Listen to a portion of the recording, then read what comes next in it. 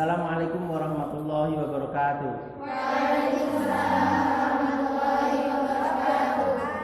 Selamat berjumpa kembali bersama saya Abdal Ala dalam acara Belajar Bahasa Arab Secara Tepat. Pemirsa, kali ini kita akan membahas bab 1 dari buku Belajar Bahasa Arab Secara Tepat, yaitu tentang kata dan kalimat, atau bahasa Arabnya al-kalimatu wal jumlatu. Pagi hari ini kita bersama-sama siswi-siswi MA Binur untuk membahas bersama. Sabahul khair. Kaifa halukum? Hal ista'dattunna?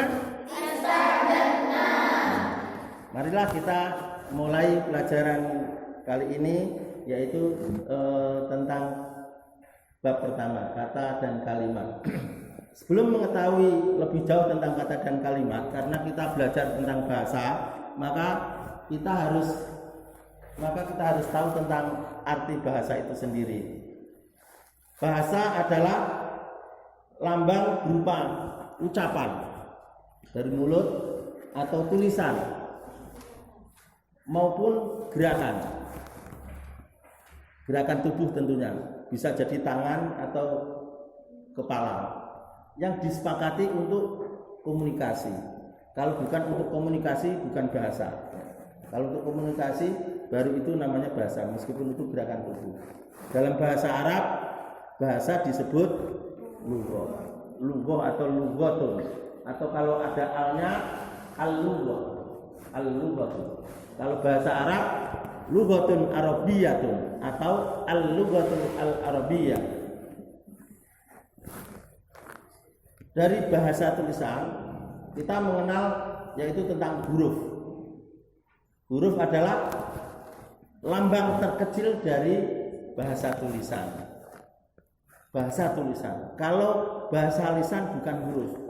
Misalkan A itu huruf enggak? Bukan, bunyi A. B bunyi B, bukan huruf B. Tapi kalau huruf ya berupa lambang terkecil dari bahasa tulisan. Yang kemudian istilah selanjutnya yaitu tentang kata, yaitu susunan huruf yang bermakna. Dalam bahasa Arabnya kata disebut kalimatun, jamaknya kalimatun. Kalimatun jamaknya kalimatun. Ada kata kunci di sini adalah bermakna. Jadi namanya kata harus bermakna. Susunan huruf yang tidak bermakna tidak dikatakan kata, seperti BECO, bacanya beco, mempunyai makna enggak? Ya, itu berarti bukan kata. Itulah sekedar tentang kata.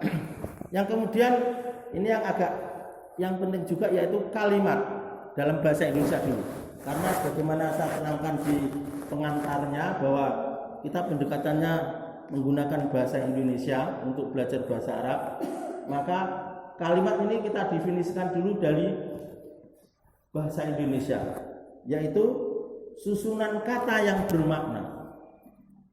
Kuncinya tetap bermakna. Susunan kata. Kata tadi susunan dari huruf, ini susunan dari kata yang bermakna. Maksud bermakna ini apa? Ditandai.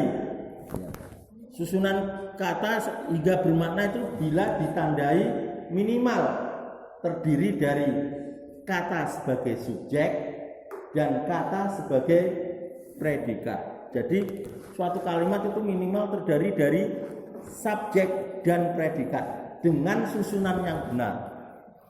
Kalau susunan salah juga bukan merupakan kalimat. Intinya adalah kalimat adalah susunan dari subjek dan predikat dengan susunan yang benar, tidak boleh terbalik. Dalam bahasa Arabnya kalimat ini disebut jumlah mufidah, jumlah yang mempunyai makna, bermanfaat, mufidah, atau disingkat dengan jumlah. Selanjutnya, tadi kalimat yaitu terdiri dari subjek dan predikat. Sekarang pertanyaannya, apa itu subjek? Subjek apa? Pelaku. Mesti jawabnya pelaku. Kalau misal hari Minggu adalah hari libur nasional, pelakunya siapa? Ada subjeknya nggak di situ? Ada. Tapi apa itu pelaku? Subjeknya apa? Hari libur adalah hari Minggu adalah hari libur nasional. Subjeknya hari Minggu. Pelaku itu bukan. Jadi subjek pengertiannya tidak sekedar pelaku, tapi subjek adalah pokok kalimat atau yang utama dalam kalimat. Kalimat tadi susunan dari beberapa kata. Yang utama itu apa?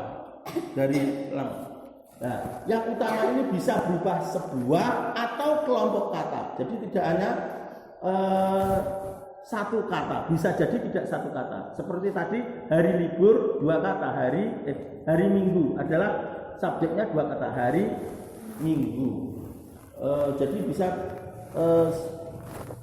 sebuah atau kelompok kata yang dibahas atau dibicarakan dalam suatu kalimat oleh pembicara atau penulis, berupa tulisan atau oleh penulis. Kalau ucapan berarti oleh yang mengucapkan, yang berbicara. Jadi untuk menentukan subjek suatu kalimat adalah dengan menjawab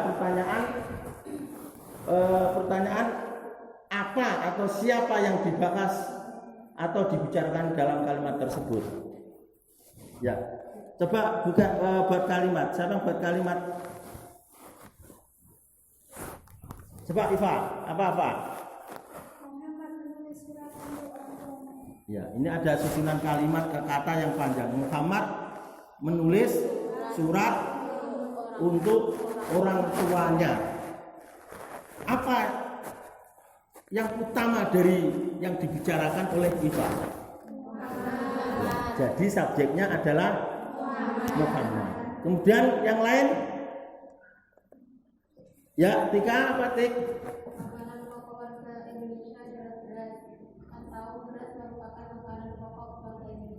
Ya, ini ada dua kalimat yang makanan pokok warga Indonesia atau orang Indonesia adalah beras. Apa yang dibicarakan kita itu? Apa yang dibicarakan kita? Makanan pokok orang Indonesia. Kelompok kata. Jadi subjeknya adalah makanan pokok orang Indonesia. Atau yang kalimat yang kedua, beras adalah makanan pokok orang Indonesia. Yang dibicarakan kalimat kedua adalah beras. Jadi kalimat yang pertama oleh Itika tadi adalah makanan pokok orang Indonesia, subjeknya. Yang kedua beras. Ya. Yang lain? Ya, Tama. Ya, ini Pak Ala guru bahasa Arab. Ya, guru bahasa Arab di MA Binur. Pertanyaannya siapa ya? Siapa yang dibicarakan atau apa yang dibicarakan Tama? Jadi subjeknya adalah Pak Atlas. Ya. Saya Pak Atlas adalah sebagai subjek. Yang lain? Ya, Nurul. Jarak antara Blora dan Rembang adalah 12 km. Jarak Blora Rembang 12 km. 37 km ya. Jarak Blora Rembang 37 km. Ya, ini Blora Rembang. Jarak Blora Rembang adalah 37 km. Yang dibicarakan Nurul apa sih? Jarak Blora dan Rembang. Jadi subjeknya adalah jarak Blora dan Rembang. Masih ada lagi? Ya, Dila apa? Siapa? Zahra di kamar. Dia membicarakan apa? Zahra. Berarti subjeknya Zahra. Ada lagi? Kalau enggak, sekarang di kelas ini saya di kelas ini orang paling ganteng. Yang saya bicarakan apa? Saya. Berarti subjeknya saya. Yang paling ganteng? Saya. Ya. Berarti yang paling ganteng subjeknya berarti saya. Ya, itu cara menentukan subjek. Kemudian kita lanjutkan subjek tadi. Ini kita ingat-ingat tadi kalimat yang dibuat oleh teman-teman dan saya sendiri tadi ya. Soalnya untuk menentukan predikat. Kemudian kita bahas predikat. Predikat adalah bagian kalimat. Bagian kalimat, tidak di luar kalimat. Bagian kalimat yang menandai apa yang dikatakan oleh pembicara atau penulis. Jadi tadi yang bicara Iva, Tamah, Dila, Nurul, Iktika, saya sendiri. Yang bicara itu oleh pembicara tentang subjek, tentang saya, tentang Zahra, tentang Muhammad, tentang makanan pokok orang Indonesia.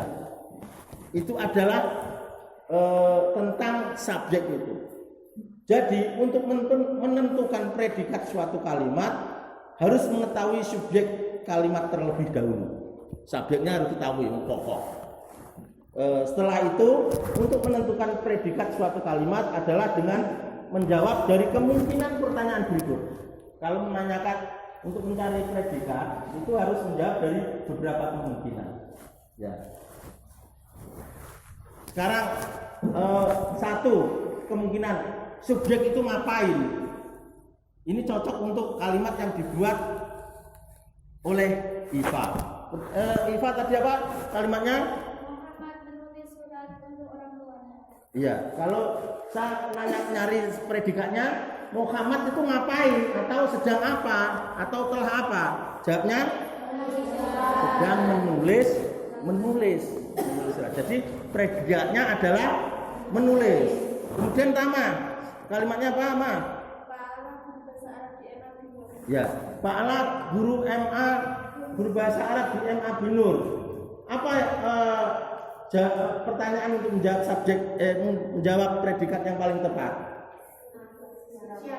Pak Ala itu siapa? Jawabnya guru bahasa Arab di MA Binur. Selanjutnya Dila, pertanyaannya kalimatnya tadi apa?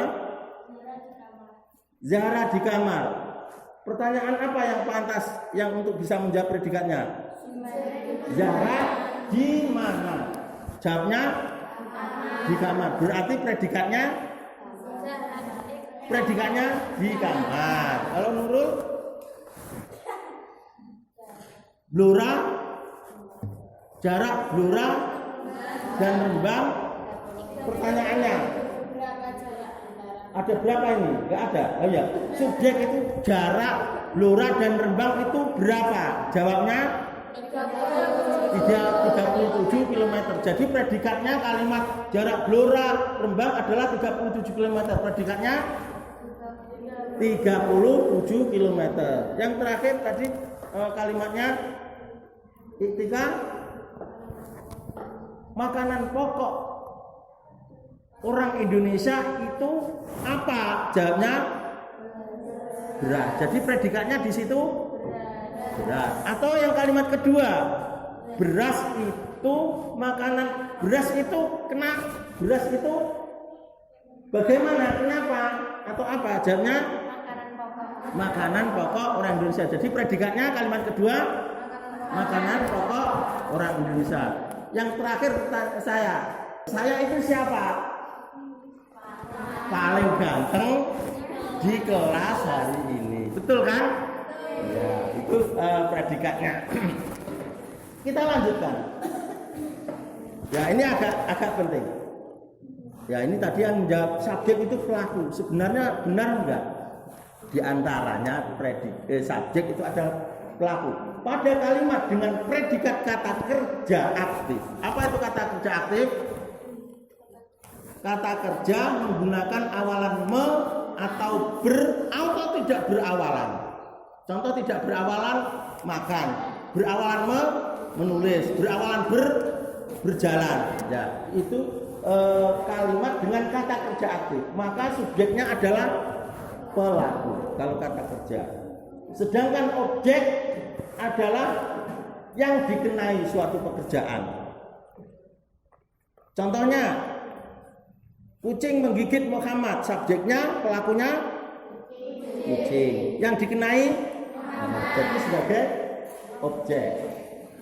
Kemudian yang kalimat berikutnya ini, pada kalimat dengan predikat kata kerja pasif. Apa itu kata kerja pasif?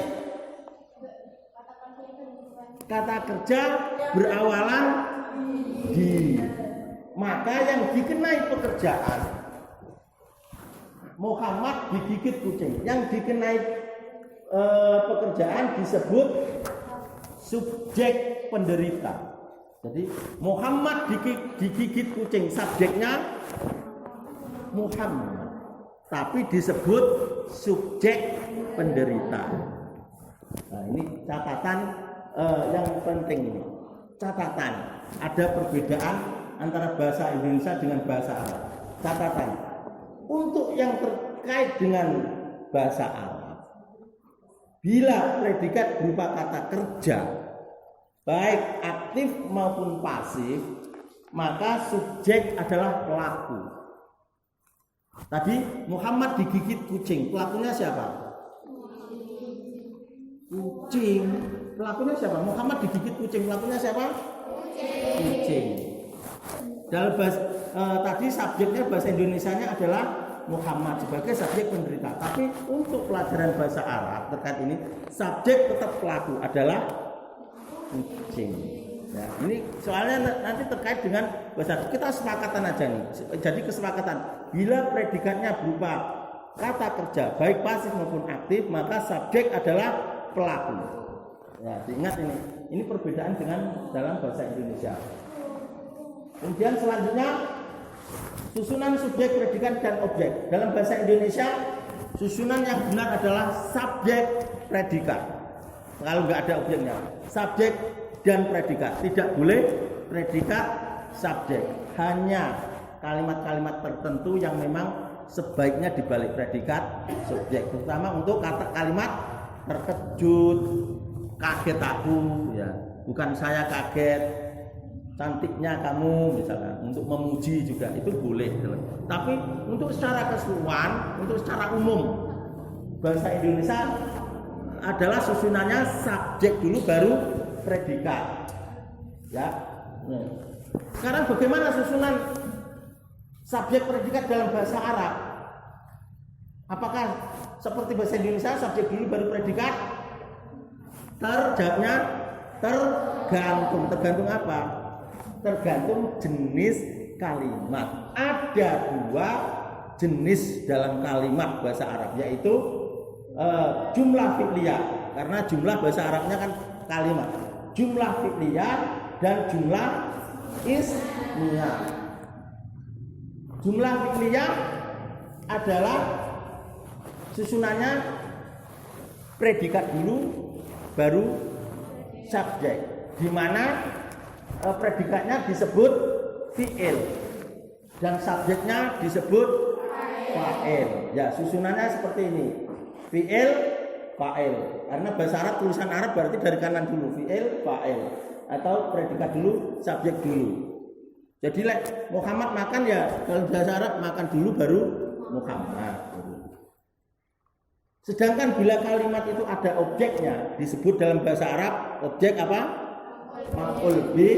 Posisinya bisa sebelum atau sesudah fa'il. Bisa sebelum atau sesudah fa'il.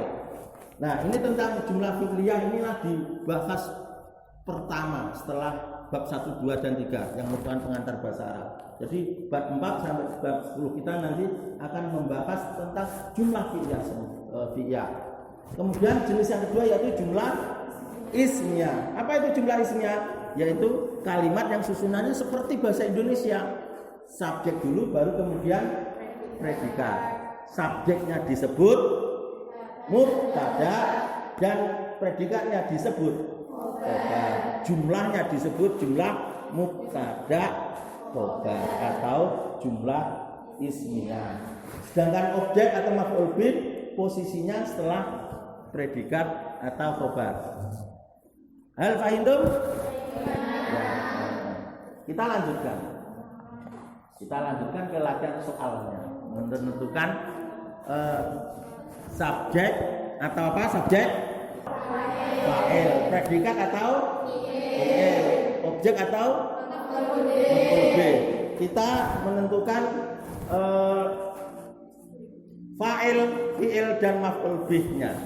Ya, kita mulai bareng-bareng ya. Kita mulai nomor 1. Muhammad membaca buku. Subjeknya atau fa'ilnya. Fa'ilnya saya langsung biar terbiasa dengan bahasa Arab. Fa'ilnya Muhammad. Fi'ilnya Membaca. maf'ul bihnya Buku. nomor 2. Fa'ilnya kau. Fi'ilnya Manggil. maf'ul bihnya nomor 3. Kupukul kau nanti. Fa'ilnya fi'ilnya maf'ul bihnya yang 4. Siapa yang kau lihat? Fa'ilnya kau. Fi'ilnya lihat. Maf'ul bihnya Siapa? ya. Kalimat itu bisa diganti menjadi kau melihat Siapa? di balik itu. Ya, maf'ul bihnya adalah siapa. Fa'ilnya kau. Yang kelima, siapa yang melihatmu? Fa'ilnya siapa? Fi'ilnya melihat. Maf'ul bihnya nomor 6. Apakah ada yang melihatnya? Fa'ilnya apakah ada? Fi'ilnya melihat. Objeknya nomor 7. Tinggalkan dia. Fa'ilnya ya. Fa'ilnya kau, kamu. Tergantung yang diajak bicara. Kalau yang diajak bicara orang satu berarti kau atau kamu. Yang diajak bicara banyak berarti fa'ilnya kalian. Ya. Predikatnya atau fi'ilnya tinggalkan. Objeknya maf'ul bihnya ya. Nomor 8. Jangan tinggalkan aku.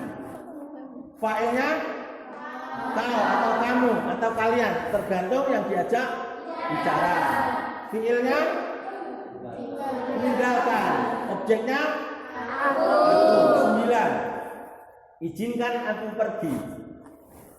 Fa'ilnya kau atau kamu atau kalian. Objeknya maf'ul bihnya ya. Fi'ilnya izinkan. Maf'ul bihnya aku pergi. Ya, objeknya adalah berupa kalimat aku pergi. Nomor 10. Tak akan kubiarkan kalian. Fa'ilnya ku. Predikatnya biarkan atau membiarkan. Objeknya kalian. Nomor 11. Apa yang kalian perbuat? Fa'ilnya apa? Kalian. Predikatnya berbuat. Objeknya apa? Jadi kalimat ini bisa dibentuk kalian berbuat apa. Nomor 12. Siapa yang membuat kalian menangis? Fa'ilnya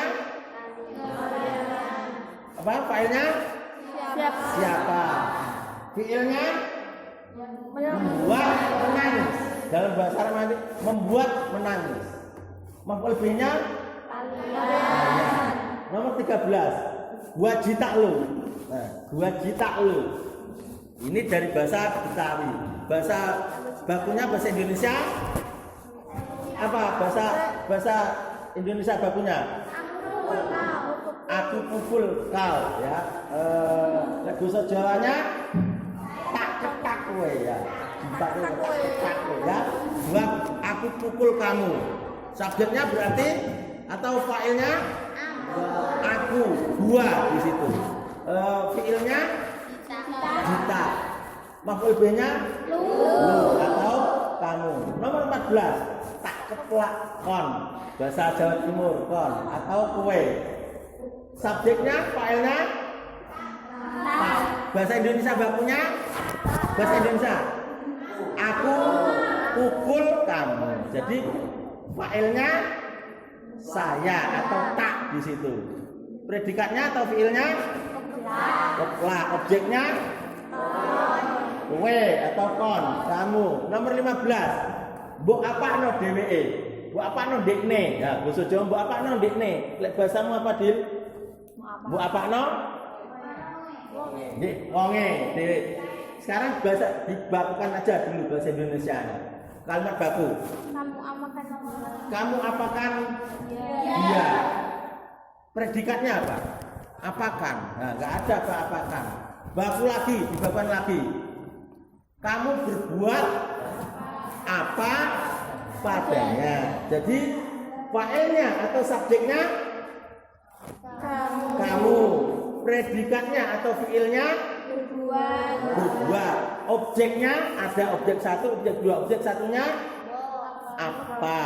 Kamu berbuat apa? Objek kedua DWE atau padanya. Nomor 16. Kenapa mbok juotos DWE? Ya, kenapa mbok juotos DWE? Bahasa Indonesianya? Kenapa kamu juotos itu bukan pukul, tinju, ya tonjok atau tinju. Kenapa kamu menonjok dia, menonjoknya? Berarti subjeknya atau fa'ilnya kamu. Atau mbok di situ mo, ada yang mbok atau mo. Predikatnya atau fiilnya jotos atau bahasa Indonesia di situ tonjok. Objeknya DWE atau dia. Ya, paham tuh nah? Ya.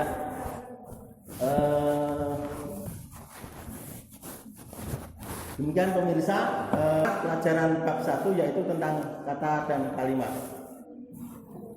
Untuk episode berikutnya kami sarankan pemirsa untuk menghafal tabel 2.1 yaitu tentang kata ganti.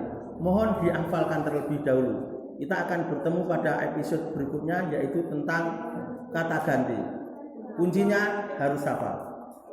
Sekian atas perhatiannya. Kita bertemu kembali pada episode berikutnya.